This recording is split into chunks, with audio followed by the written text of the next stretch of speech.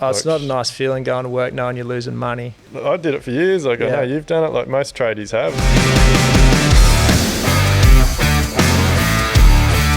G'day guys, welcome back to another episode of Level Up, Australia's #1 construction podcast. We are back in the shed this afternoon for another cracking episode. Going to jump straight into this one. Today I've got Stewie Scholten from Scholten Group sitting here with me. This one's been a little while in the making. We've tried getting Stewie on a few times. We've finally managed to strap him down in the seat. So how are you, mate? Yeah, I'll go well, Duayne. How are you going? Excellent. So for those of you that may not know Stu, go and check him out on Instagram. So the reason I wanted to get Stu on today, I met Stu through social media. He's been part of our Live Like Build community. But I love Stu's passion for learning, healthier homes, passive homes, and he's got another business that we'll talk about during the podcast. So how's things going, mate? Yeah, going well. Yeah, busy. Don't lie. Ticking along, yeah. Don't lie. He's sitting here with a broken back. Oh, yeah. I hurt my back a week ago. I fell off a roof about a month ago and got the all clear, but then a week ago I had a bit of a relapse and found out I got a fracture in my vertebrae and just like a bulging disc and a few things like that. So yeah, Stewie likes to talk things down, so we're here to talk him up today because he's a very, very knowledgeable person, and I definitely get a lot out of Stewie when I have conversations with him. So look, I'm just super pumped that you still showed up. Like when Shay told me he'd spoke the other day and you broke your back, fractured your back and that, I was like, holy shit. I thought about I might have to reschedule it, but no, I'm here, all good. Well, it takes a while to get on Australia's #1 construction podcast, so luckily you you kept your spot. But yeah. Mate, you're a pretty shy guy. You keep to yourself a lot, don't you? Yeah, I don't know if shy is the right word, but it's probably I don't like to self-promote, and social media is not real big for me. Yeah. No, I want to change. I want to really sort of talk to people about everything you do today, because I think you've got a lot to offer. And like I said, the conversations we've had over the years, it's probably been, 2 years now? Maybe longer, because I was in Live Life Build for 2 years. And then I think I finished that up, like sort of coming into Christmas last year, so December. Yeah. Yeah. So it's been a while, but and I think before you joined Live Like Build, we'd communicate a little bit. I'm sure socials. We would have. Yeah. But tell us where the passions come from, mate. Like your family's you're a farming background, aren't you? Yeah. So Stu operates down from northern New South Wales, beautiful part of the world. And your family's got a farm down that way as well. Yeah, we got a couple hundred acres down there where we've got macadamias and cattle. Yeah. And so that's we all work on that together, but Dad pretty much does most of the work. Yeah. But previous to that, we had a smaller acreage where we grew organic fruit and vegetables. And Dad also had a business where he dried a lot of herbs for other producers. And so, I don't know, I was thinking about this earlier, but probably from about 12, I started growing vegetables for myself, and I was selling them to organic shops in Byron Bay, and employed a few of the kids around the area and had them picking vegetables for me.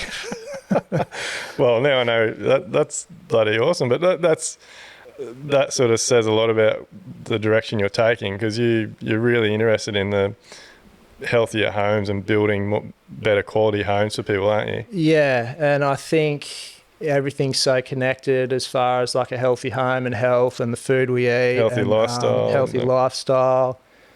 And where our food comes from, and that whole, it just really goes hand in hand, I think. Yeah. So had you always had a bit of a passion for building things? Like, where did the passion to become a builder, or like, I've never actually asked you, like, were you a carpenter? Yeah, I'm a carpenter by trade. I did homeschooling through high school, and so I got to the end of year 10 and Mum was just sick of me being at home, and she gave me two options. She said, you can either go back to school, do year 11 and 12, or go get a job. And going back to school wasn't an option. So I went and got an apprenticeship, a carpentry apprenticeship, and it suited me. I really love building, and I just love the detail and just doing things really well. And it's a bit of a two-edged sword sometimes because, sometimes you can just be too over pedantic with things and just. Yeah. But I've learnt now where to let some things go, and I think. Yeah, you can only, when you've priced a job, you got to price it to do it right in the first place. But I'm the same, mate. We still do it now. Like, there's still definitely things that happen on our jobs that I just won't walk away from. And I know it costs me money, but I know I've priced my jobs correctly, and there's enough money in there to move around and cover little things here and there. But that's a reflection on like who you are and your ethics and all those types of things. And I think when you do little things like that, the clients know. They pick up on it. Yeah, I think so too. A little saying is like how does it go again?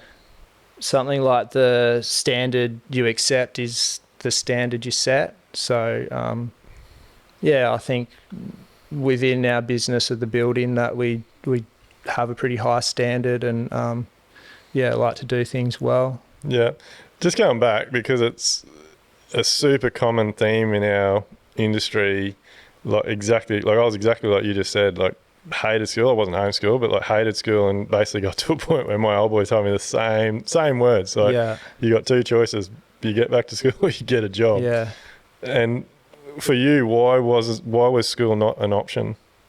Just because for the last 3 years I'd been surfing every day and riding motorbikes and driving cars around the farm, and so like just the thought of going back to school was just like, nah, that's not happening.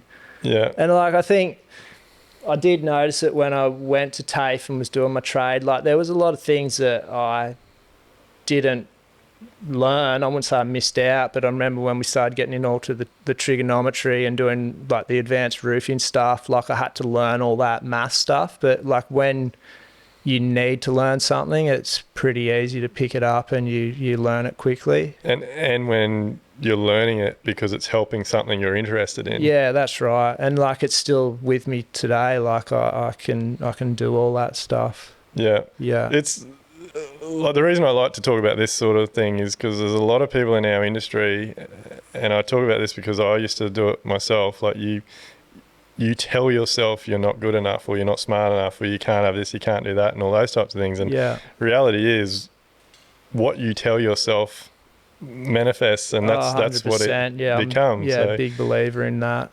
But with the schooling system, it's just this one size fits all, and I believe there are so many people in our industry, tradies, whatever, architects, designers, builders, like labourers, people that work in hardware stores or forestry, whatever. There's a lot of people out there that shouldn't be ashamed that they didn't finish school, or they like stop telling themselves they weren't good enough, or they can't spell, or they can't write, or all this type of shit that I told myself for years. Like, have a crack at it, and like you just clearly showed, like when you are very interested or passionate about something, it's very easy to learn what you need to do to be good at that. Yeah, 100%. I'm a big believer in like that sort of the internal thoughts that you tell yourself, and then the way they manifest. And I just think anyone can do whatever they want. Like there's just so much opportunity to go whatever direction you want to. You just put your mind to it and you can do it. Yeah, 100%. So you got your apprenticeship, obviously you worked through your apprenticeship. Like how long after your apprenticeship when was it that you realised you wanted to be a builder? So I started doing my Cert 4 in the last year of my apprenticeship. So sort of 6 months out of my time was finished that, and then I think I had to do 2 years of supervising. So I don't know, maybe within 2 years after my apprenticeship I had my builder's license. And then I did jobs early on in my my sort of career, I suppose, where I lost a lot of money, and then I've gone back contracting and working for other builders, and then I've had times off where I've just done farm work, and always having the trade there and going back to building because you don't make much money farming. Well, look, I don't know.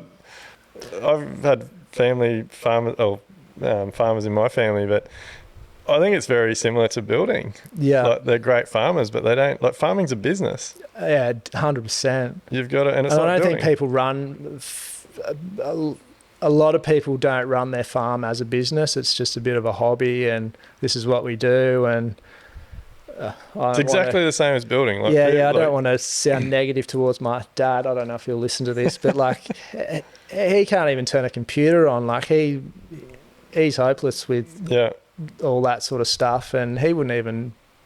Yeah, he's just got no idea. He just gets up in the morning and jumps on the tractor and goes, cuts grass and rounds cattle up. At the end of the day, that's how I was. Yeah. Like, I was a chippy, and I was a builder that was like that. Like, I used to tell myself I hate the computer. I can't use it. I can't turn it on. Like, I'm still not very good at it, but I can do what I need to do. Yeah, you can do what you need to do to run the business. But what's your thoughts? Like, I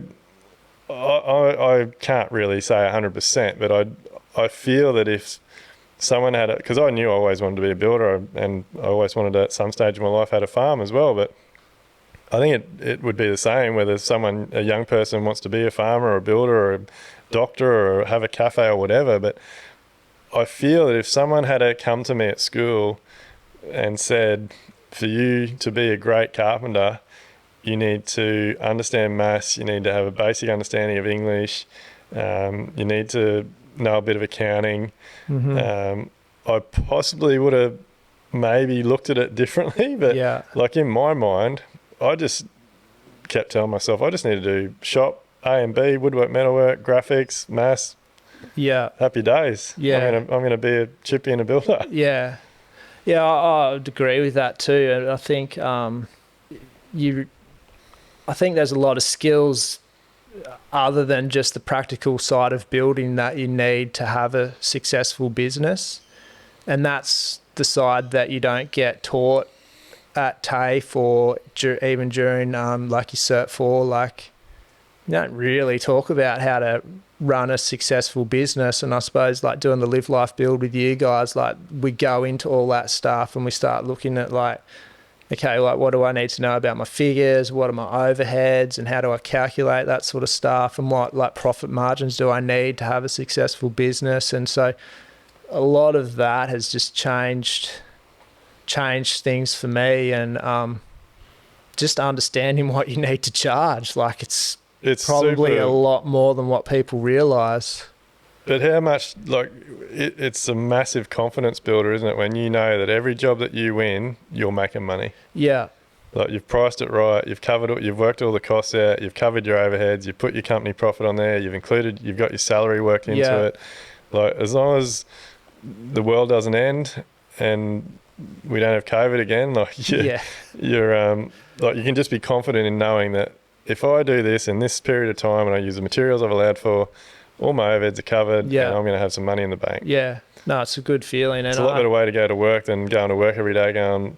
it's not a nice feeling going to work knowing you're losing money. Yeah, like, and I did it for years. Like, I know you've done it, like most tradies have. Like, you know and just like, I think one of the big things was just like, profit's not a dirty word. Like, you need it to be sustainable. And you know, like, I'm much more confident now saying to people, look, like, like, I am making money, and like, I've got to make money on your job. You're a business. You're running a business. That's right. Yeah. Like, and the reality is, with any trades or building based business, like, especially building, you have to make money because you've got to be around. Yeah. Like, it's not like you just can do a job and walk away from it. Like, there might be some maintenance to do on it, or the clients might have issues with a warranty on a product, or like, there's so many things that can come up. Like, you need to make sure your builder's making money and running a business, so that if there is anything down the track, or even you want to build again, like, you want them to still be there. 100%.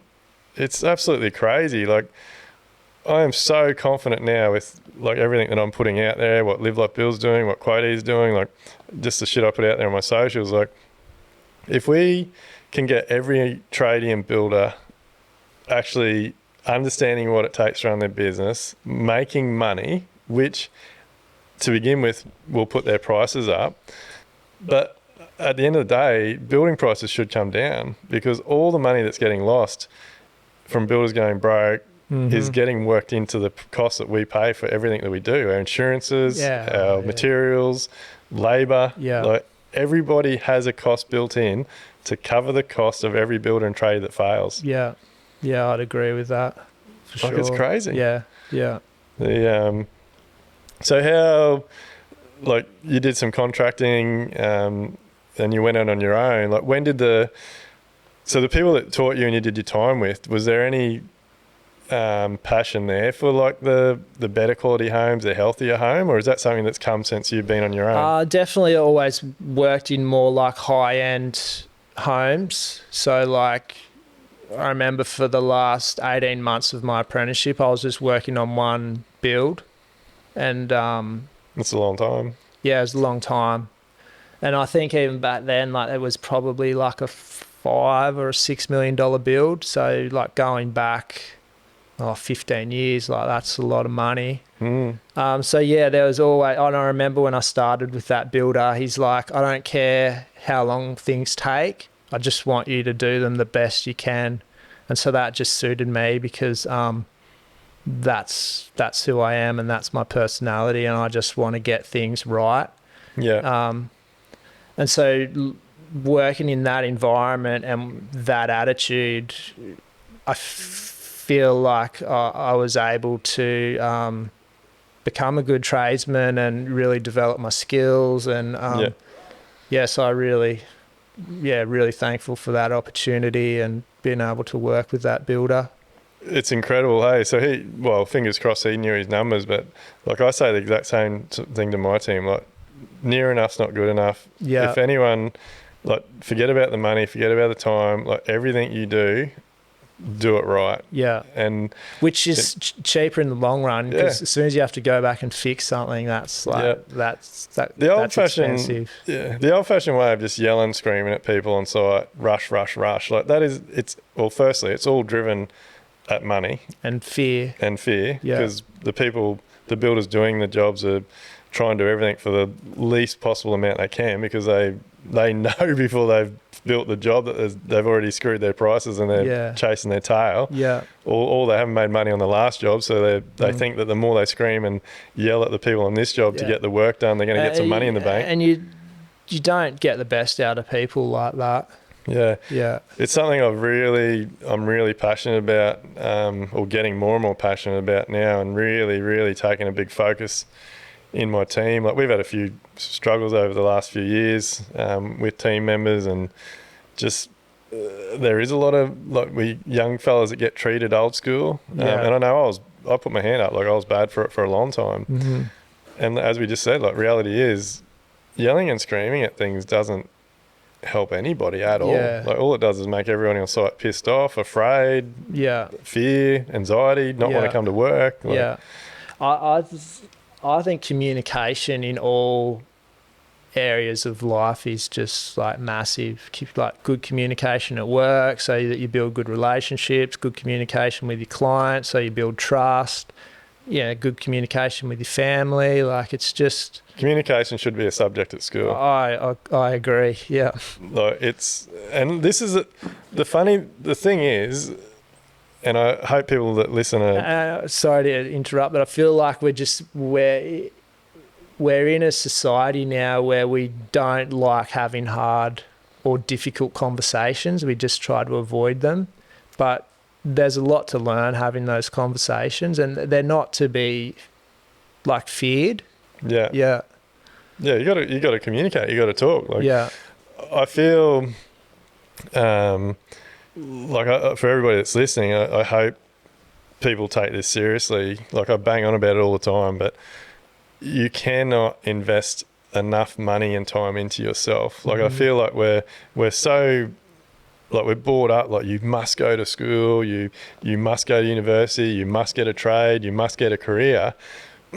And then you start that career or whatever it may be, and we're expected, or majority of people just go through day to day, living their life, dealing with all the shit, putting up with all the problems, not making the money they want to make, not having the lifestyle they want to have, not having the family they want to have, not having the relationships they want to have. Yeah.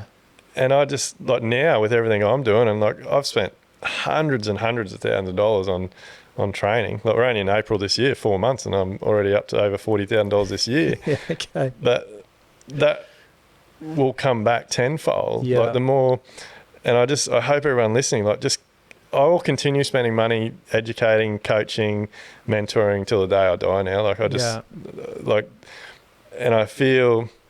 But what started that for you? Like what? Just seeing the improvement. Yeah. Like just seeing how much everything changes. And the reason I'm talking about this, because you touched on it, your relationships. Yeah. But let's face it, like relationships are the most important things in our lives, whether it's with our clients, with our family, with our kids, with our partners, with our mates. Like relationships are huge. Yeah.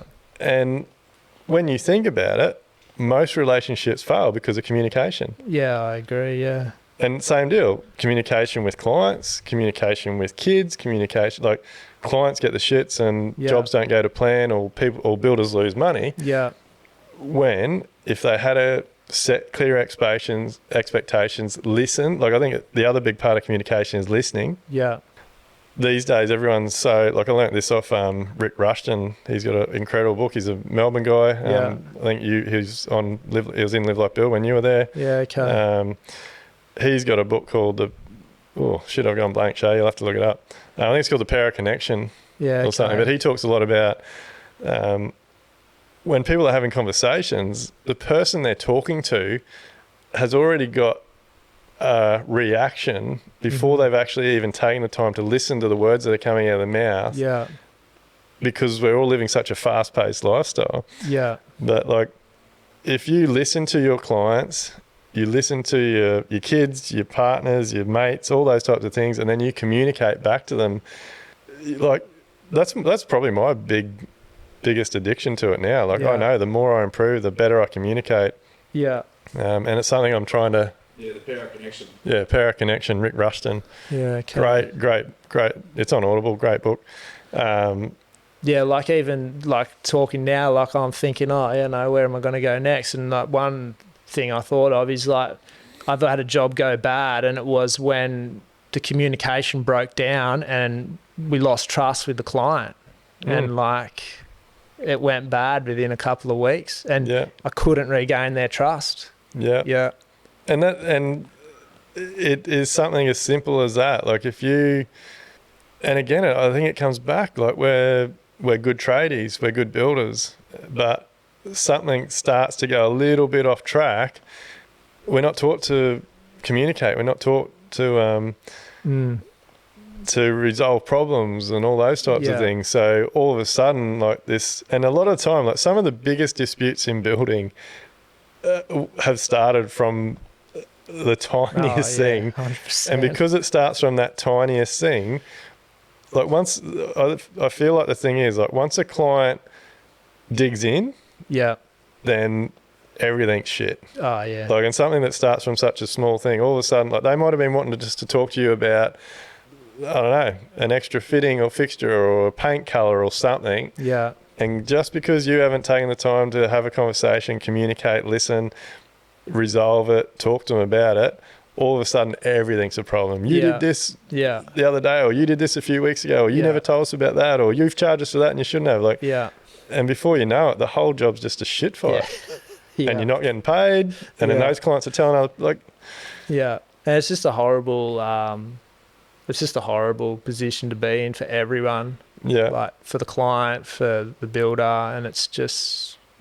it doesn't need to go there. But I like that you touched on, and that's why I think I've kept this part of the conversation going, because your relationships, like with everybody, your mum, your dad, your partner, your kids, like it's all around communication. Yeah, 100%. And for me, the last 12 months is like I've realised that don't be afraid to have difficult conversations, and just, it's uncomfortable, but sometimes you just have to sit with that uncomfortable feeling and express that, and have those conversations with people. And I don't know, every time I've done it, it's always been a good outcome. Yeah, it's funny, isn't it? Like those nights that you can't sleep, or you're getting worked up in the morning because you know that you've got to go to site to have a talk with a contractor, employee, or client, and you're making yourself feel sick in the guts. Yeah. And like literally within 5 minutes of a decent conversation, it's all happy days. Yeah. Like, and you can work yourself up sometimes over the silliest little things. And I've lost one of my good mates. We had a disagreement and we couldn't resolve it, and like, I don't know, it's just a real shame that it got to that. Like, and you know, I'd like to, I apologised at the time and wanted to talk about it, but he wasn't prepared to, and it's just a real shame, you know. Yeah. But I guess to go back to your question, mate, and I sort of answered it before, but that's why I'm addicted to it, and that's why I think, like, we're not taught it at school, so I think that's why I'm so passionate about it now. I'm just so glad I've figured it out. Like, at the end of the day, I don't know everything, you don't know everything. Like, even a coach you go to doesn't know everything. No. But just a couple of steps ahead of you, really.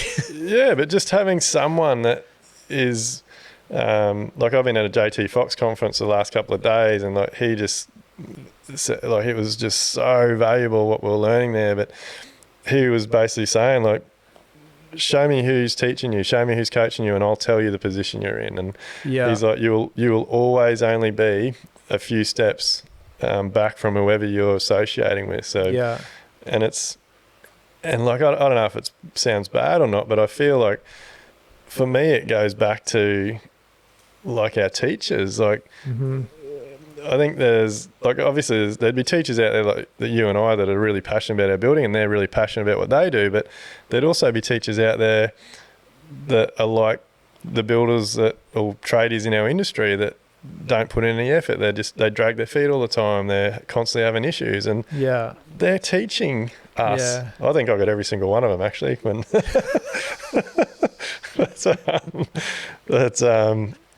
like, I know, like, when I think back now, like, there was definitely teachers that, like, I know there was a couple of teachers that I really connected with. Like, they were great. But there was definitely teachers that taught me nothing. Like, and I could tell they hated their job. Like, so they weren't teaching me what I should have been doing correctly.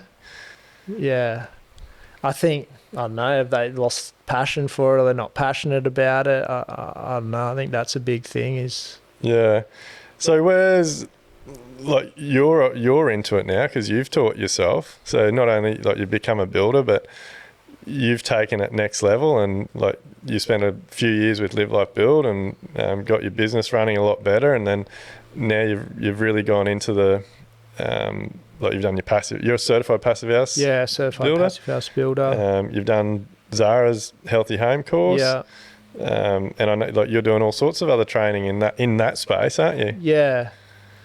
I'm constantly researching things and following different people. I'm not involved with any sort of particular training at the moment, but just talking to you now, I'm like, oh man, I've got to do something again. Like, I'm going to get left behind. But like, I know I've heard you say it, like, you don't know what you don't know, so you need to constantly be, like, investing in yourself and just learning, I think. Like, how can you ever know what's better or what's wrong or what's, like, just if you're not listening to other people, talking to other people, learning from other people, and questioning things. Like, you and, well, I've done them as well. Like, I know, sitting here with you, talking to you, like, there's a lot of things that I do in my building business now that are very, very different to how I was taught. And like that, and that's across a wide variety. So there's things that I do now that meet building code that I know when I was taught, well, what I was taught doesn't meet building code. And then on top of that, there's things that I do now that I choose to do to offer my clients a better product because I've done training to learn that possibly some of the standard building codes and standard products aren't really up to scratch. Yeah, 100%. Well, for me, like the whole passive house thing come about is I got approached by a client and an architect to build a passive house, and I was like the 10th builder that they approached. No one was interested in it. This was probably going back 4 or 5 years. And at that time, I had like mould in my own place, and I was like, why have I got mould? Like, I built this thing so well, like, you know, why have I got this mould problem? And so I was sort of thinking about this, but like even back then, there was so much misinformation around. And then so I went and did the passive house training, which like I recommend to everyone. Like, I just feel like it's a real game changer to sort of. Even if I agree, so I don't. At this stage, I don't have any intention of building passive houses, but the knowledge I gained from that course. Yeah, 100%. Like, I don't think you need to build passive houses because it's really just, passive house is just good building science and good building practice taken to the extreme. But not every build needs to be a passive house, but a lot of the methodology and the principles you can still incorporate into a normal build. Yeah. And so then when I did this passive house course, like everything just started clicking, and I was like, oh, that's why I've got a mould problem, and oh, that's why. Can you give, like, for the listeners, can you give some examples? Well, just like I used a foil wrap. I used a foil wrap on my place, and I reckon I used a non-permeable one, so it didn't have any holes punched in it. I probably just used a solid aluminium wrap because in my mind I was like, why would I want to buy this wrap that's got all these holes in it? Is that what you've always used? Yeah, it's what we would have always used, and this would have been going back 10 years ago or more, 12 years maybe. Yeah. And then I just put Colorbond cladding straight on the aluminium wrap and just installed aluminium windows, and I wondered why I was getting problems. And like, of course you're going to get problems when you build like that. And for people that are listening, that like, we can say of course because we've done the courses and we know that like you've got to have ventilation. The house has got to be able to breathe, but it's also any moisture that gets trapped's got to be able to get in and out. Like there's so much to it. Yeah. But there's a lot to it, but it's very simple at the same time. Like, you only need to understand a few key things, and then you can start thinking for yourself and like go, oh, okay, well maybe this isn't a good way to build. And you only need to know enough to start questioning things and start thinking, is there a better way, or is this the right way to be doing something? And like, we've always got vapor drive in our building. So vapor drive's always going from warm to cool. That's just physics. So in the wintertime, you build up indoor humidity and vapor inside your building, and it's always going from warm indoor environment to the outside. And when it hits a cold condensing surface, which is your aluminium foil, you get a condensation problem, which then can lead to a mould problem. And so it's that simple. It's that simple. Yeah. So just understanding that key concept, you can start to think about how moisture might travel through a wall construction or a roof construction, and then you can start thinking about that. And then you get to the whole thing of like, we're selling the ProClimate membranes, and that's another part of our business, but then vapor permeability. And then like, okay, so ProClimate's technology is a monolithic membrane, and the other competitors' products are a microporous membrane, and there's some differences there. But like, I tell people to build in the most, I don't know if say the most vapor open way possible, but you should be thinking about these things and how you're going to put your wall together. It's like, I want to dive into a little bit because the whole reason this podcast exists is to create a new building industry, better quality homes, people running better businesses. And so just to dive into a little bit about what you just touched on, my whole apprenticeship, like we put building paper on, like you'd smash it on, like we'd either have full tags or we'd have a stapler, and like even the boss, like everything was rush. Like I remember, like you'd miss a stud with we had one of those, I don't know what they're called, like the big slapper, like hammer tacker things, and like you might miss a stud a bit, or it might be on the edge of where applied bracing sheet is, and it tears the paper. And I know there's a lot of houses that, well, we were using shit for to start with, but it wasn't installed right. Yeah. And then I sort of, it wasn't even, like I didn't even look into it, but I just knew when I started building, I wanted to do everything better. Yeah. And so my thing for a long time was just installing the paper neatly. Yeah. And so I was still using a shit product. Yeah. But it was getting installed better, and like for a long time, and because of the way I was taught, like the paper went up to the top of the bricks. Like a lot of time, at the top 300-400, depending on the roof pitch, 500 to the top plate wasn't done. Like that was in the soffit space. Yeah. And then so I remember like banging onto my team, like this has got to be perfect. Like it needs to go up to the top plate. Everything needs to be tight. I don't want paper flapping around in the wind. Yeah. And so I thought I was getting better and better, but in reality I was probably actually creating more problems because I was sealing the moisture behind the foil shit. Yeah. And then like only whenever it was, like I don't know, it's probably getting close to 12 months ago now, and I got you up to do a training day with my boys, and I still kick myself. Like on that training day, you made me realise that the Australian standard says that you got to wrap your paper around your window and door openings, and I felt like an absolute fucking idiot. Yeah. Like here I am. Oh, I don't know how many builders would install their windows first and just run their sarking into the windows. Like I did that my whole building. Yeah, my whole apprenticeship, my whole career. Like we papered the whole building, then you come along with standing off, you cut the windows out and you put the window in. Yeah. Like it was never wrapped around the edges of the studs and the sill and the head. And, so yeah, there you go. Hope people listening have learnt something. But Australian. But then even like trades come along, plumbers and sparkies, like do their rough in, put holes in it everywhere. Yeah. Like who cares? And then like on a brick veneer house, they run all their shit on the outside of the paper and put holes and tack it on everywhere. And then the brickie comes along and hits it with his trowel and nails all these bloody stops to it. Yeah. Like it's just just a shit fight. Yeah. But again, it's a challenge, but then it comes back to educating people why they should be doing it and the reasons why we're doing this. Yeah. Like it's not enough just to say, I don't want you putting holes in it, because then they're just like, well, why? Like, why? Well, back to the communication thing. Yeah.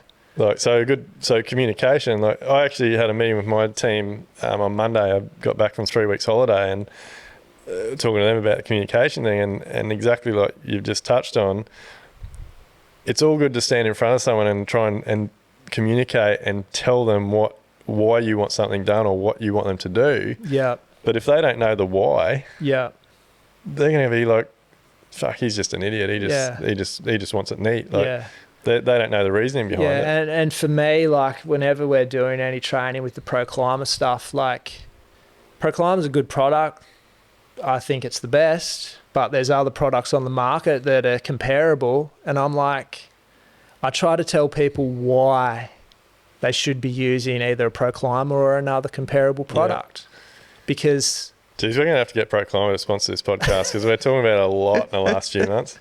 I would much rather see someone use another good membrane and install it properly than a foil wrap, you know. And there's reasons why you should be doing it. And it comes back to air tightness. You want that for energy efficiency.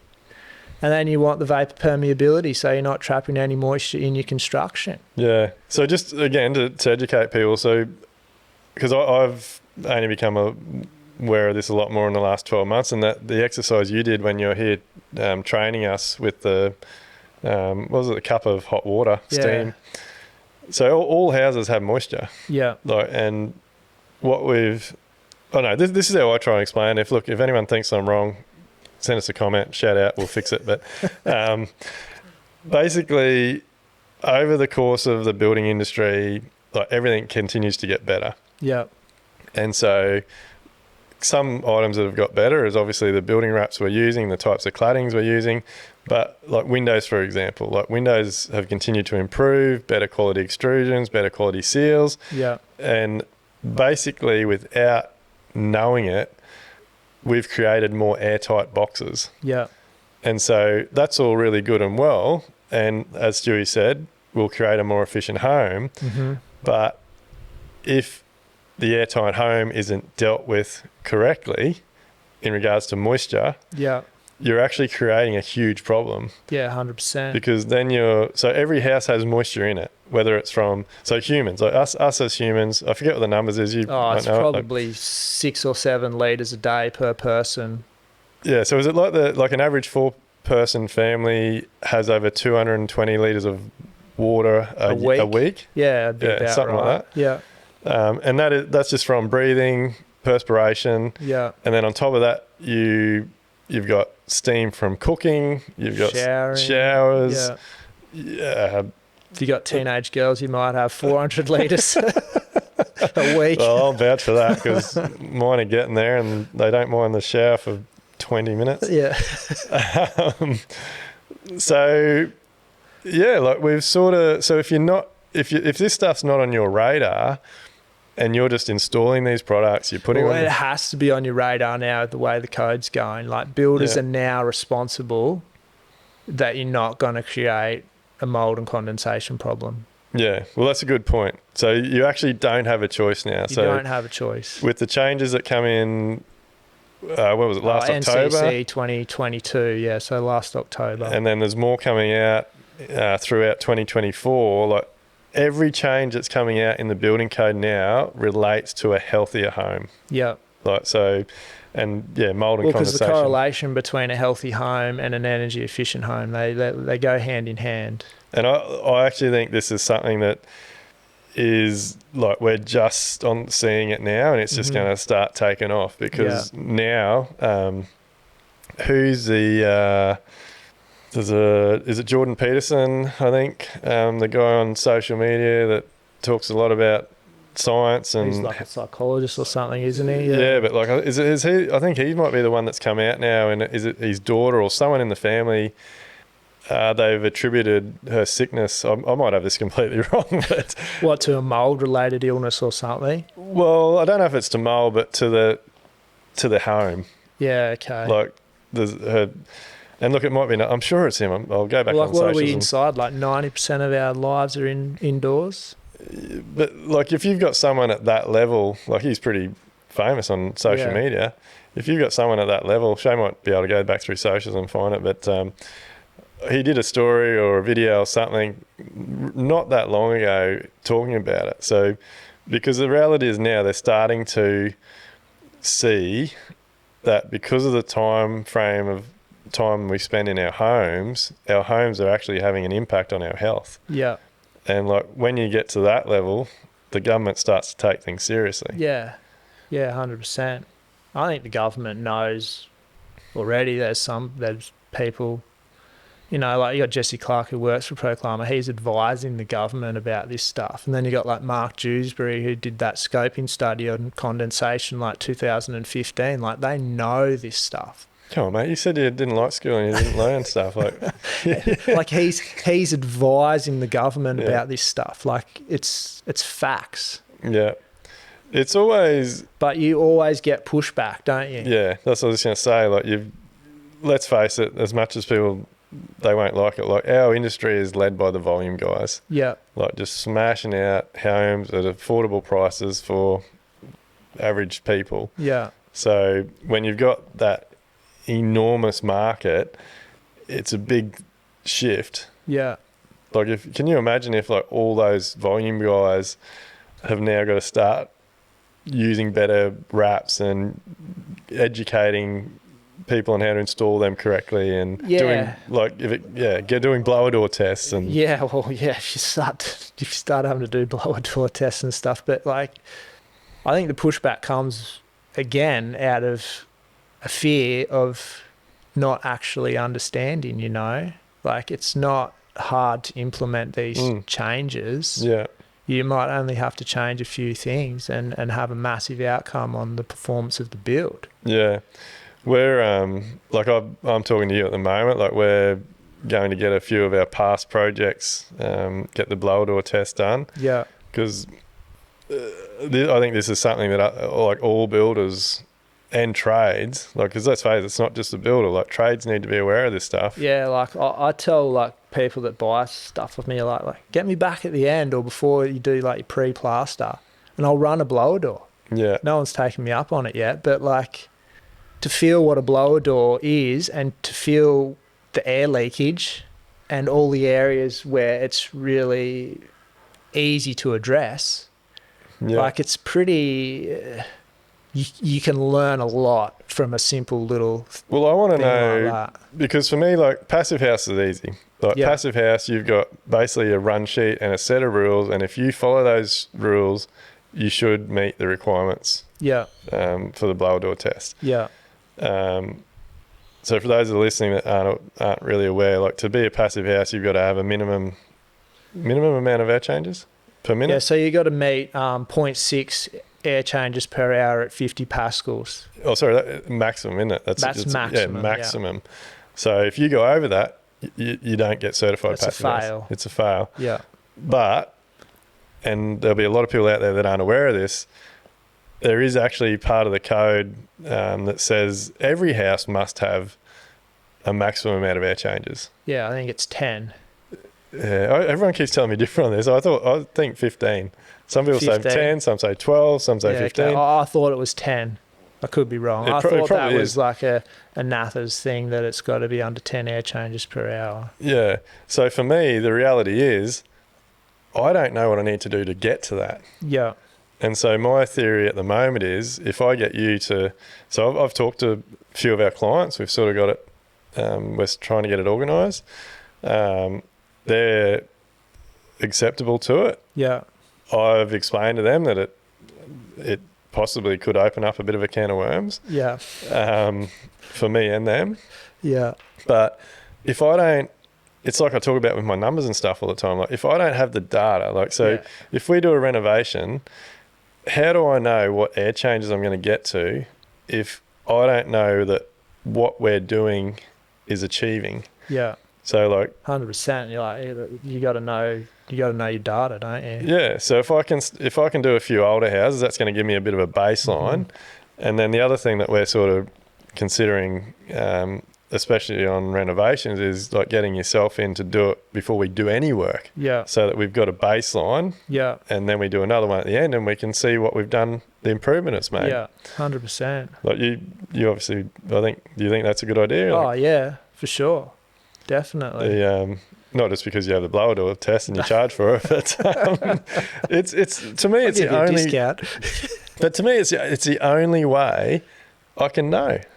Like, because apart from passive house, there is no code, regulation, Australian standard, building anything that says if you install these windows, if you do this insulation, if you do this wrap, if you do this front door, if you do this door seal, you will get this amount of air changes. Yeah. And see, I can't even tell you that. Like, I don't know. I haven't done enough blower doors with different construction methodology to be able to tell you. Yeah. And like the windows, like from manufacturer to manufacturer, like what their seals are like, and like it's I think it's something that if you're a builder that listens to this podcast and you are not listening, if you're not taking this shit seriously, you need to get onto it. Yeah. Well, it's a pathway to compliance now. Blower door, it's in the code now. You can use it as a pathway to get your basics. New South Wales. Because I don't know, hopefully I don't open up a can of worms with this, but like reality is you could, whether it's your current client or you build a house, that client lives there for 2 years, they move out, someone else moves in, and then for whatever reason, and you never know in this crazy world, maybe they get sick, maybe something happens, and all of a sudden they talk to someone and someone says, hey, your house should have this and your house should do this, and they get you in to do a blower door test and it's nowhere near what is meant to be. Yeah. There could be like you could be made come back and Oh yeah, you could be held liable for it. modify the I home. tested one, maybe going back, I don't know when, it doesn't matter really when it's, but yeah, like the client was hoping to get a high performing, maybe not passive house. The client was actually a certified passive house tradesperson. He'd done the course himself, and he might get myself in trouble here, but like he got a builder, said like, this is what I want, bought all the Proclimber membranes, did it all, delivered all the product, and we're talking like an expensive build here, like a $12 million build. Like, holy shit, expensive. We went up the day before the client moved into the home so that it was finished, just putting the finishing touches on, and we couldn't even get the house up to any pressure where we could measure it. What? It was that leaky. How does that happen? Having a builder and tradespeople who aren't invested in the project, not worried about the outcome, and don't understand what they're trying to achieve.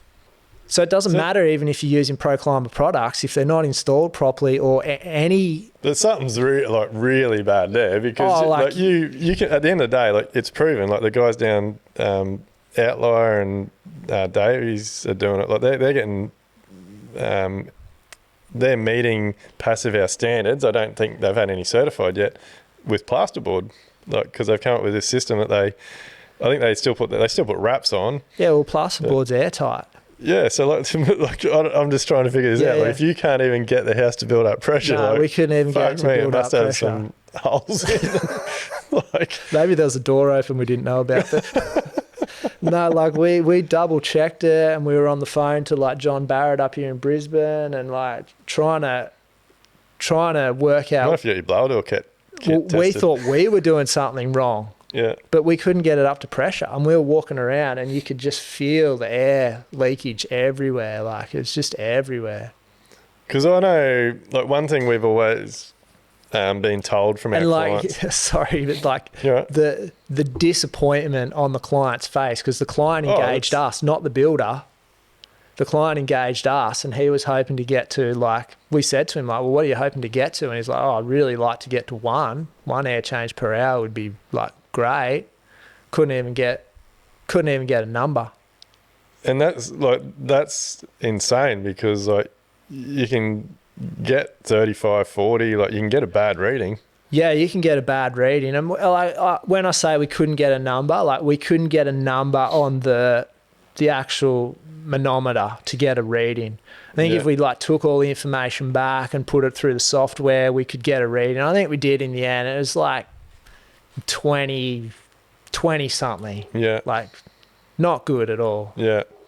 Yeah, it's unbelievable, because like we've got a lot of feedback over the years, like for a long time now, probably for 8 or 10 years. Like we've had so many clients come to us that want to live in a more comfortable home, and like we sort of started installing insulation ourselves and doing a better job of that. And even just that, like I've learned so much about insulation in the last year. But like putting and again, we're using shit foil back stuff. Yeah. But like doing the wraps better, installing the insulation better. Our plasterers have always done a good job. Like we're anal on our plastering. But one thing we've always done at the ends of our jobs, like I just believe it does a far better finish, is like we go around silicon all the skirtings to tiles or timber or whatever. Yeah. And we like. See, I think if you're doing that already, you'll get a pretty tight. Well, I'm worried that some of my houses are going to be too tight. Yeah. And then I'm going to come into the trouble that if they're under 4, is it under 4? You've got to put in mechanical. Well, I think it's like 3 to 5. You start thinking about it, but under 3, you're required to have mechanical ventilation. Yeah. So I've got a couple of jobs that I'm concerned we're going to have to put ventilation into. Yeah. Okay. And one of them is I spoke to the architect during the design. Like I know the products we've used on it. Yeah. Are used on passive house. Like I know. Is that the CLT project? Yeah. Yeah, that one's going to be tight. It's going to be tight. Yeah. But yeah, we'll see how. Like the conversation started. We've been talking to the architect, talking to the client. We've talked to Siebel. Stable, Eltron. About the mechanical ventilation stuff. Yeah. So we're going to get a great outcome. But and are the clients, have they commented on like anything like, there's condensation, so or this it come feels up stuffy? Yeah, so this has come up. So there's a few things going on. Like it's basically a holiday home. Yeah. So it's not getting left open, and like it's on the coast. Like if they're there, the whole house is open. It's not an issue. But the reality is it's getting locked up for days or weeks or whatever at a time. Yeah. And I know, like I just went back to do my 12 monthly checkup, and they were concerned about a bit of discolouring in some of the CLT panelling, and at the back of the house in the garage, which is completely sealed up. Yeah. When I got on a little ladder and put my hand up, it had a bit of condensation on there. There was a bit of moisture. Did you test the moisture with the moisture meter anywhere? Can you see the CLT panel? Yeah. Yeah, okay. It'd be interesting to test it, see what it is. Well, when you're there, mate, you'll be able to do all that for me. But so it started the conversation, and before I even got to that, like the owners gave me access to the house. They weren't there, and as soon as I opened the front door, like you could just tell that the house isn't breathing. Yeah, okay. So I know that one we're going to have to do some ventilation with, and we've talked to the client about it. Everyone sort of knows what's going on, and I think it'll be a great education. Like we'll liaise with the architect and the owner on that one. We'll come up with a great solution. It's a fantastic architect, so I'm sure they'll be on board with the knowledge we'll all gain out of it. And like if you got a good client, like you're going to learn something. But that's sort of where I'm at with all this stuff, because I'll actually go back to what I was saying. So with the silicon, like it comes back to me being a perfectionist and always going above and beyond. Yeah. But we've done the floors for years when I first started building, and then I started getting the shits. Like we're doing a lot of rendered houses, and then we did a lot of cool wall houses, and like I couldn't stand, like with aluminium windows and the timber reveals on them on the insides, like because the jams are fixed to the aluminium 4, 5, 6, 700, 800 centers. So your jam's not hard to the aluminium, and like after it was all painted, all nice and tidy, like I couldn't stand all these stupid little, like it might have only been half a millimetre, but I couldn't stand seeing all this shit everywhere. So then we started doing the aluminium to timber jam on the inside, and then when we're doing rendering, we started doing outside. And so I know we built a lot of houses that are super tight. And some of the feedback we've always got from our clients is our houses are so comfortable. But now knowing everything that I know, that's probably created a few issues. Like that, some of those houses have probably got some condensation in them. Yeah, it'd be interesting to have a look at them for sure. Yeah. Well, all of our jobs we've been back to since we finished. Like I quite often, like we do our 12-month check, and we stay in contact with our clients. So quite often I've been back just to check on things. I enjoy going back to past jobs to see what we're doing is doing. Yeah. If that makes sense. Yeah. And there's nothing that stood out. I've never seen any mould or bad condensation or anything. But the problem is you can't see in the walls. Yeah, you can't see in the walls. Yeah. But like even that is like, we had a lot of people like say, like, why would you want an airtight home, or like, why is mechanical ventilation necessary? And it's like, well, if homeowners knew how to operate a house, then you could probably do away with mechanical ventilation. Yeah, because that's really important, isn't it? And that's reality is people do not know how to live in a house. Yeah.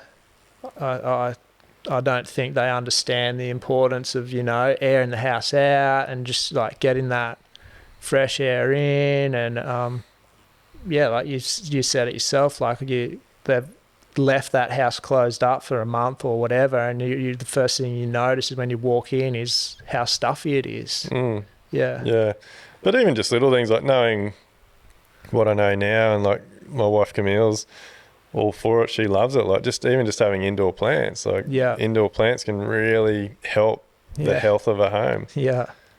Like you're smiling like that. Yeah, I've got plants all over my place inside. I like it. Yes, it's maintenance. You got to look after them, but it's just nice. It's nice to have that little bit of nature inside. Yeah, but it helps the air quality. It helps pull moisture out. But a lot of people And look, I think like everything we do, like there's a lot of people that don't agree with me when I say this, but my personal opinion is that we need to get back to our core values. Mm-hmm. And at the end of the day, we're humans. Yep. Like, we need to take responsibility.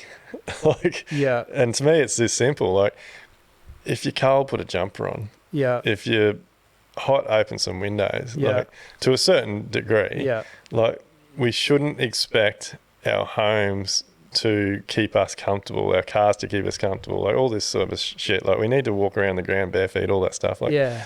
But I think it's very hard when we've ended up with a lot of these big subdivisions around, blocks of land have got smaller, and you got houses that are like, well, some houses are like gutters are touching. Oh, don't get me started on that.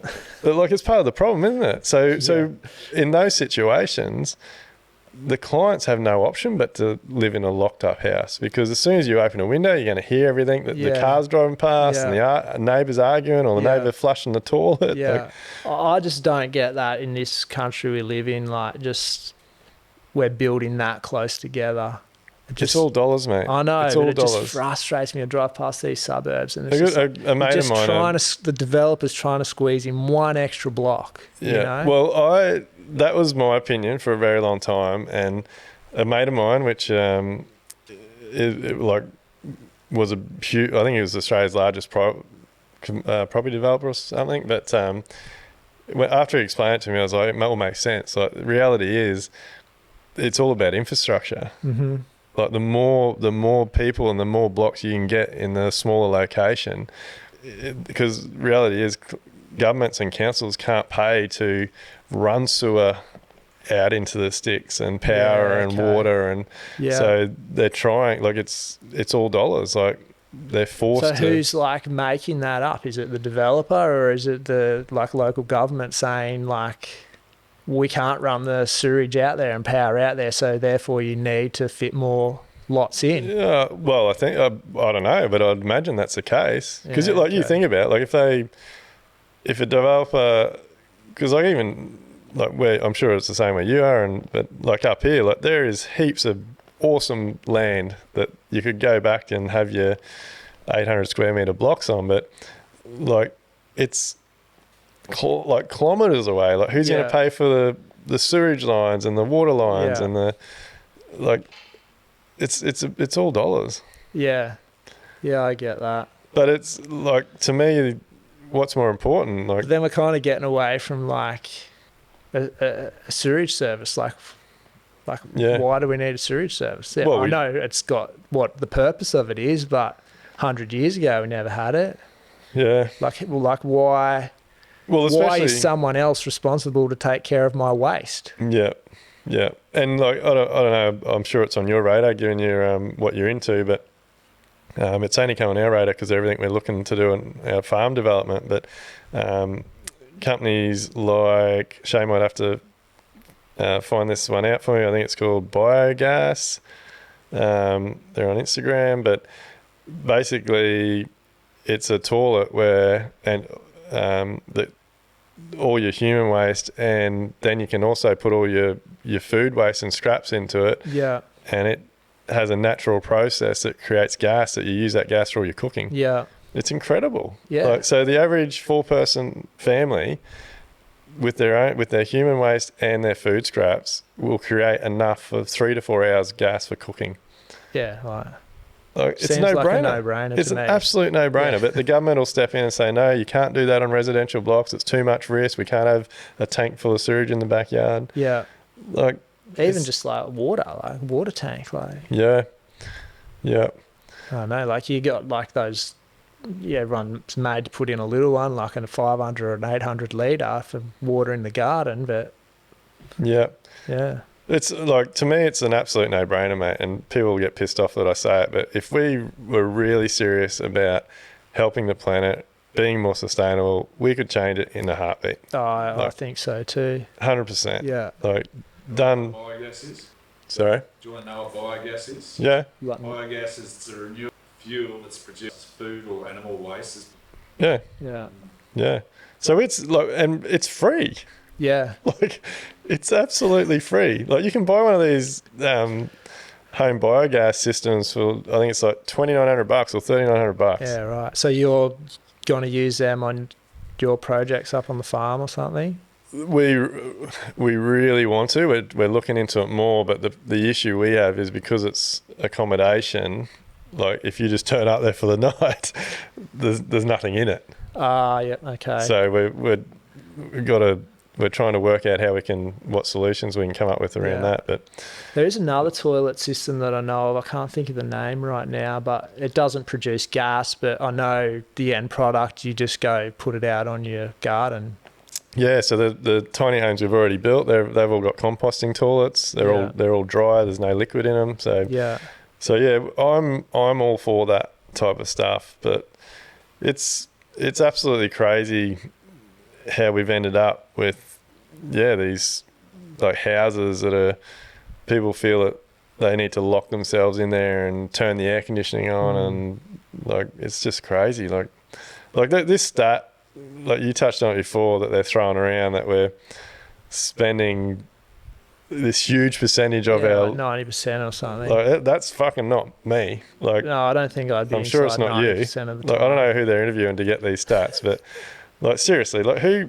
Because it's huge, isn't it? It's like something like it's 70% or something. Like it's you couldn't think it's right. Like it just like when I heard it, I was like, that cannot be right. No. Like, but when you think about it, like if someone is coming I suppose home, if you got an office job, like you're going to work in your car, you get to work, you're outside for half an hour, go to the office, get a coffee, then you're inside for the day, 8 hours maybe, you come out for an hour for lunch, drive back home, and then you're inside your house. You go for a walk for an hour, you come back, you're inside for what, 15, 14 hours? Yeah, well, maybe it is though.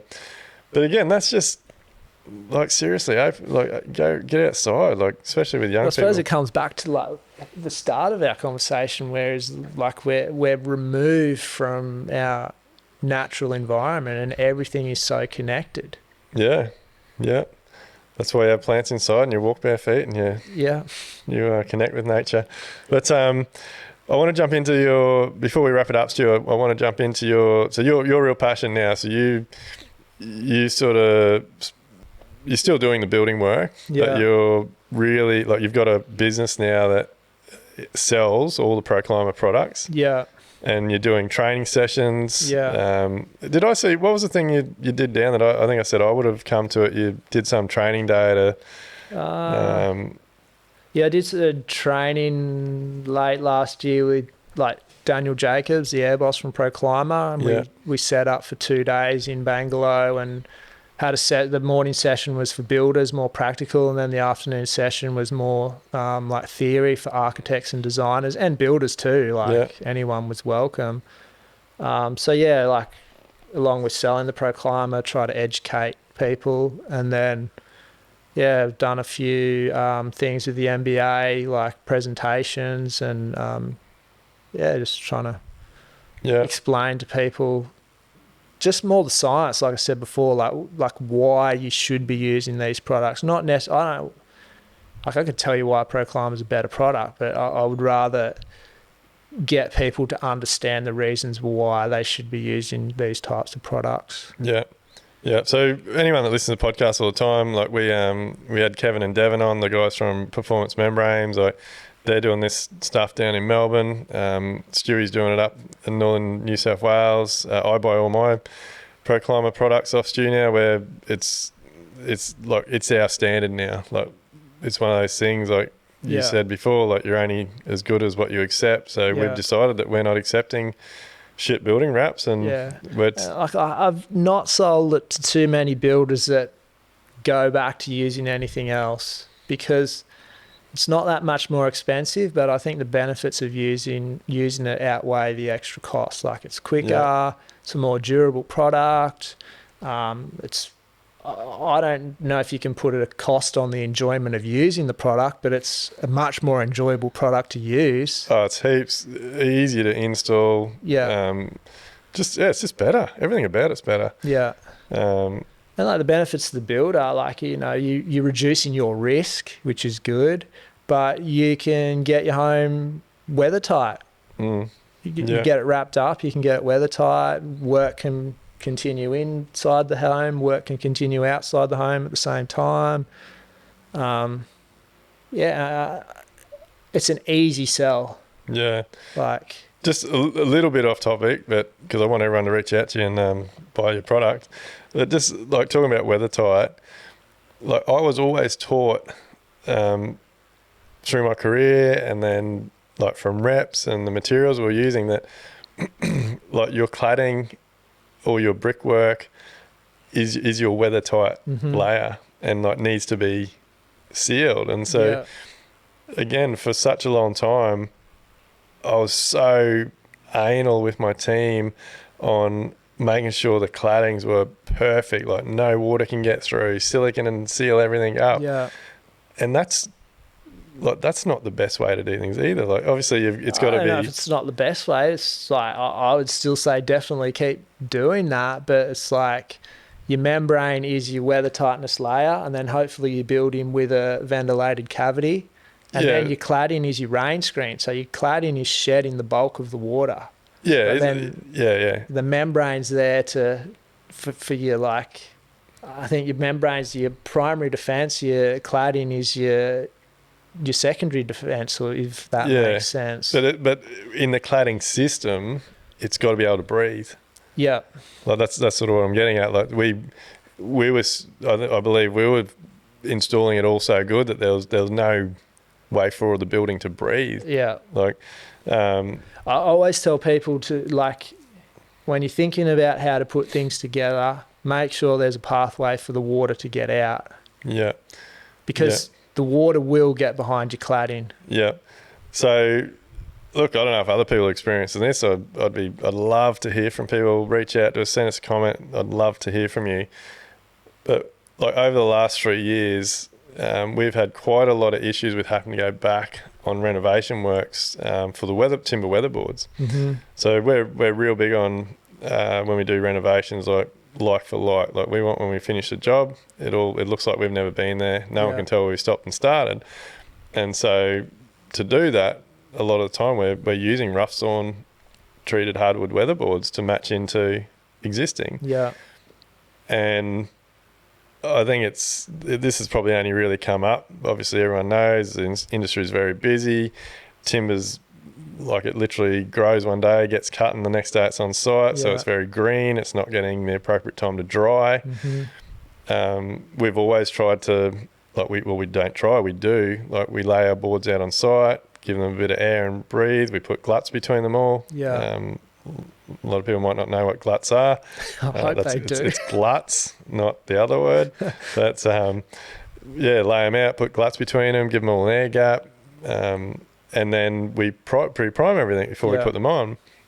And the issue we've had is we've had a lot of jobs where the new weatherboards are just shrinking massively. Oh, they're shrinking. Okay. And so we get called from our clients saying, "Hey, you need to come and check this out," and because the other thing that you would know, every job now with weatherboards, the painter's gap underneath them. Yeah. And then we've been I was like, oh yeah, it's neat and tidy, looks great. Yeah. So the weatherboard shrinks 3, 5, 7. We've had them shrinking up to 15 mil. Wow.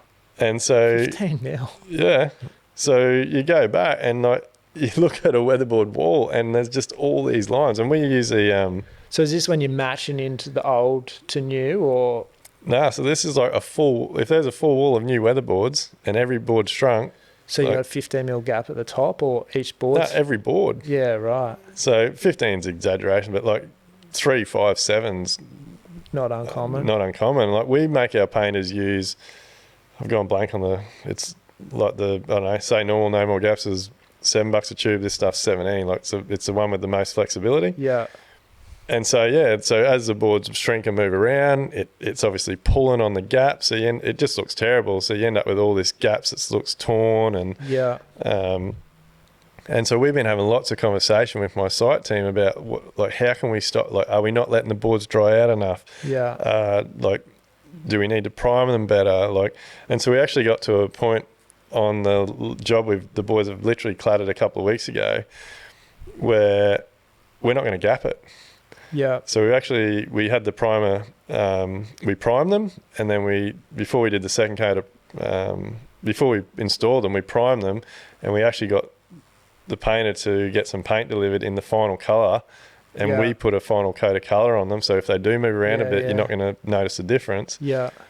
And we're not gapping them. Yeah. And I've explained to the client why, and it turns out on this particular house, I think it's just 120 odd years old, a lot of the original weatherboards aren't gapped anyway. Yeah. So I just said to them, look, this is why we're doing it. It's going to blend in better. But the more that I've been talking, so we're keeping the conversation going with our team. And it was one of my team members, one of my carpenters that actually brought up during one of our team meetings, like, why do you gap them? Like, let's stop gapping them. Yeah. And I was like, fuck, it all makes sense. Yeah. That's going to solve our problem now. But the other thing that it'll solve, which I think it's the same as my window story before, because I know when I was an apprentice, they never got gapped. No. And even when I started my working for myself, we didn't gap them. And then it feels like over the years, it's just come in that painters or builders have thought that it looked a lot tidier and neater, so everyone's gapped their weatherboards. Yeah. And so even that's sealed houses up better, and the house can't breathe. Yeah. Yeah. I know that was a long-winded story, but that's... Yeah, no, it's sort of interesting to try to understand why they would be shrinking that much. Like if you've primed all I reckon we just sides get of them. such green timber, mate. Like the shit's still growing and moving when it gets delivered to site. Yeah. It's insane the amount of movement. I'd love to hear from other builders if they've experienced it, because we've had it a lot. Job I did, and we used like spotted gum. Oh, this is just with your. Actually, I'm not even sure what the timber would be like. Like a rough sawn shiplap. Yeah, just a real rough green coloured. Yeah. Okay. Hardwood treated weatherboards. It's a treated board, is it? Yeah. Okay. Yeah, we did one with like it was spotted gum, like a chamfer board, like weatherboard. Yeah. And I'm pretty sure we gapped it, but I haven't seen any sort of issues like that with it. Yeah. I reckon there's a lot of things at play, like the timber's not kiln, like not dried enough, or maybe when they soak it in the treatment, it gets too much moisture in it. I don't know what it is, but yeah. It's it's tested the moisture on it before you put it up? No. That would be interesting. So this moisture testing thing's really only on my radar in the last few months. Well, I'll tell you a story about this. I just did a job recently, and we put all ply up inside, and then a month later it all went mouldy. What, just bracing ply? No, like a finished ply. Yeah. Like a beach. Like a clear finish. A clear finish ply. It all went mouldy. Shit. But the mould wasn't on the surface of the ply. It looked like it had come through the ply. And like we pulled the ply off, frames were testing 12% on the moisture meter. The back of the ply wasn't mouldy. It was just the face of the ply. And then trying to get to the bottom of it, like with the ply supplier, and we used Murabond product on it. And so the ply people reckon that it was the Murabond, and the Murabond people reckon it was the ply. So the Murabond said the ply had moisture in it when we installed it, and then the ply people said, no, the Murabond locked.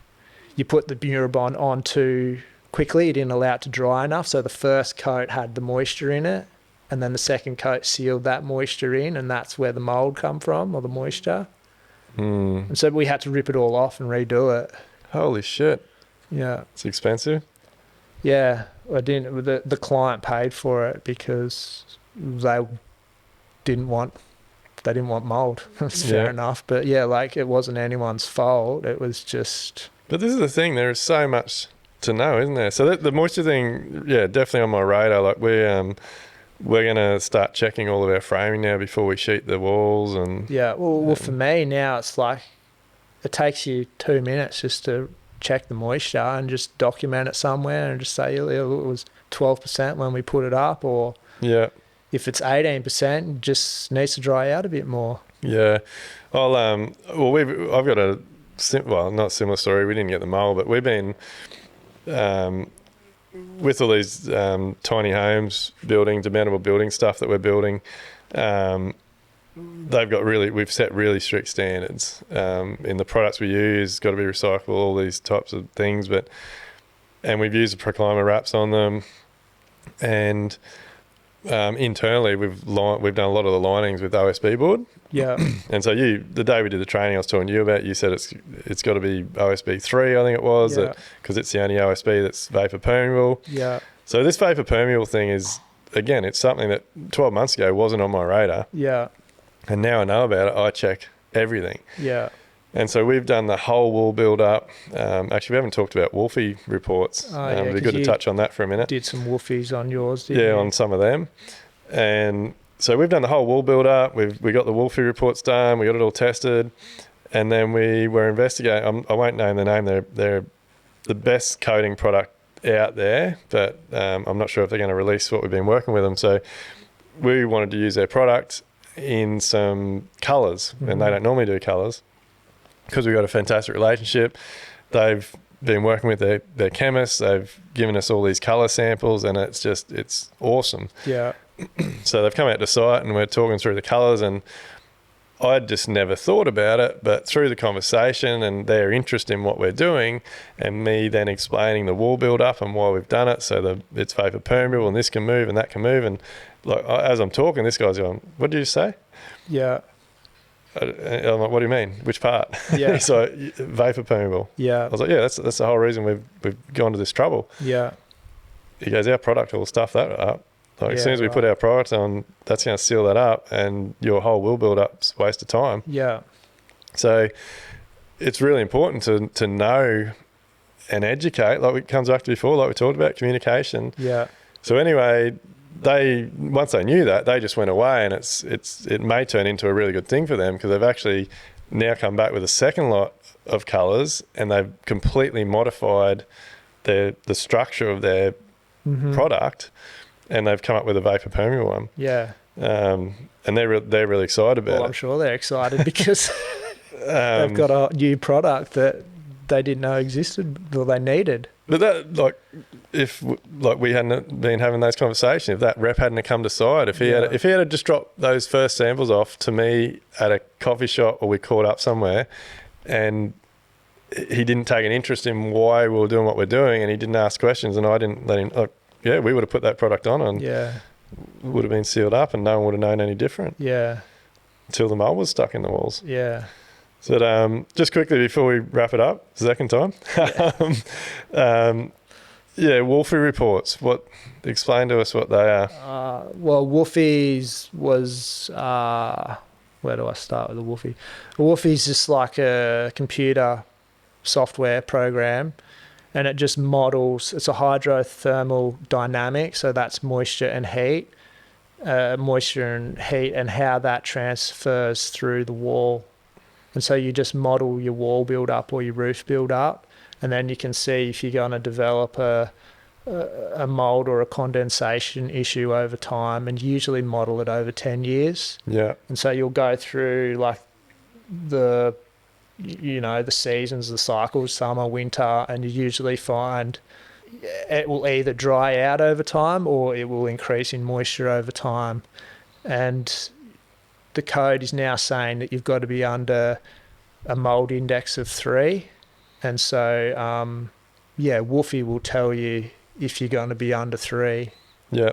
So, I don't even know now, 5 projects that we've done now. We've had the Woolfie reports done. I think I'm not sure if you gave us the original contacts for them. I think they're down your way. I probably did. I've started doing them now for myself. Like the other night, I was on the phone to like Craig Stewart up at Harvey Bay there, and talking to him for a couple of hours and going through the Woolfie report and just like explaining to him what it all means. And some of his results surprised me. Like one of his proposed build-ups on the roof, I didn't think would work, and it passed. Yeah.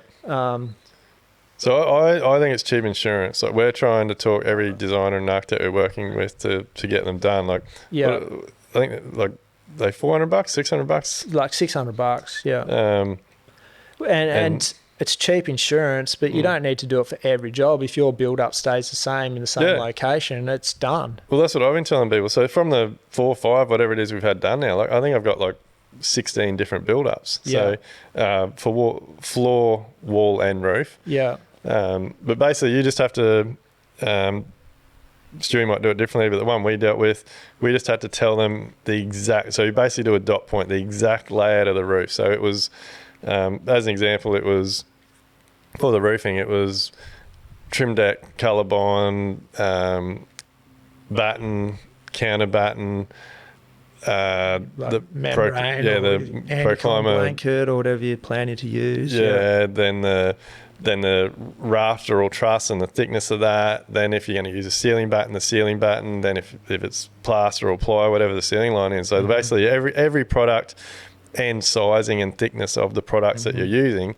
And then what do you pump it in the software and it does the test and it tells you if you're going to have issues with it. Like I think it's fantastic. Oh, I do too. Yeah. And like Stewie said, like once you've done that, so if you're the interesting thing is like what you think might fail sometimes works, and what you think will work sometimes fails. Yeah. Well, we used two of the tests we had done. We used some solid floor insulation, so it was a high density board. Like an XPS foam or something. No, like it was that. a PIR. Oh board. yeah. And so it had full backing on one side. So one side was white, then the product, then the other side was silver. Yeah. And so the foil's going to be a vapor blocker. So but they hadn't, like as soon as I told them what it was, they're like, oh, that's going to fail. Yeah. And I didn't have all the details on it, so I put them in contact with the company.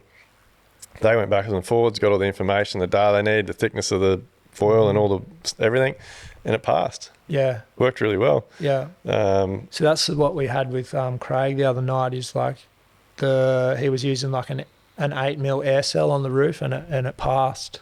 Yeah. So I think a lot of the a lot of the information we get that's getting put out is from people down south, because they're a bit more like the forefront of all this stuff. Yeah. And it's a different climate up here. Yeah. Well, so that's the other thing. When you do these Wolfie reports, you've got to put in your climate zone. Yeah. And again, we found that hard. So like Brisbane, like some of the buildings we're doing are 11-hour drive apart. Yeah. And they're in, like we know they're in very different weather zones, but yet because Australia is the way it is, they're worked out in the same climate zone. Yeah, well, climate zone, yeah, that's right. So, but yeah, like the project we did, the passive house project, like after my training, I was like, oh, we have to use an internal air barrier. That's how passive, that's what you do when you're building a passive house. Yeah. And we didn't have to use one. It was actually going to cause a mould and condensation issue. Yeah. And so I think like this has been an awesome podcast, mate. I really appreciate your time and coming on. And look, for anyone that's listening, reach out to Stu, Scholten Group. Yeah. Is it? Scholten Group? I think so. Is his building business. How can they get in touch with you for the Proclimer products? Probably through the website. I've just in the process. Yeah, I'm just in the process of setting up an online shop. Yeah. Well, if you want it at the moment, just check out Scholten Group on Instagram. That's what I do. Even though I got all these details, I still send him messages. That's texting my list. That's the best way. But yeah, look, reach out to Stu. As you would have heard today, he's incredibly knowledgeable. He knows his stuff, and he's a real deal. Like he's running a business. He's out there installing it. But I hope from listening to podcasts like this, it's sparking an interest in everyone that's listening, whether you're a tradie, a builder, an architect, designer, a homeowner, because reality is this stuff's honest now. Like it's real. It's coming. We've got to deal with this stuff. But like the example you just done, with this type of stuff, you can't just do a course or hear what someone says or read some sort of literature and then think that it's going to work on the job you're doing. Like you really have to gain some experience with it, pay the money to do some of these Wolfie reports, because as you've heard, like if we're not educated, we can actually be causing ourselves more problems than we're trying to solve. Yeah. So 100%, and it's really important that all tradies, all builders, all designers, all architects, certifiers, whoever you are, like we all need to be working towards delivering our clients the best possible product and health, a home that's not going to cause them health issues. Like that's a big one, eh? That's huge for me now. Number one thing, isn't it, that we all want? Yeah. Like, and I want to make sure that if my clients got questions about it, that I can communicate with them and educate them on it. So make decisions. So I really appreciate your time, mate. Hope your back improves. You've done well to sit there for that long. Now I've got to drive home.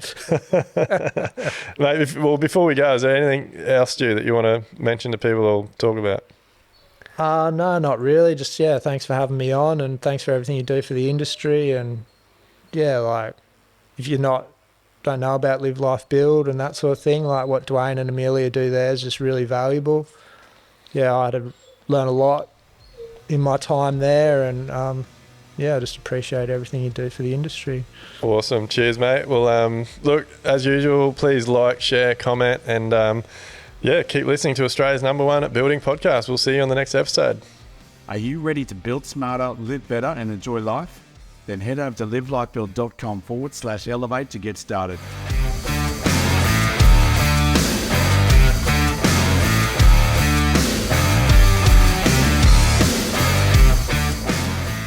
Everything discussed during the Level Up podcast with me, Duayne Pearce, is based solely on my own personal experiences and those experiences of my guests. The information, opinions, and recommendations presented in this podcast are for general information only, and any reliance on the information provided in this podcast is done at your own risk. We recommend that you obtain your own professional advice in respect to the topics discussed during this podcast.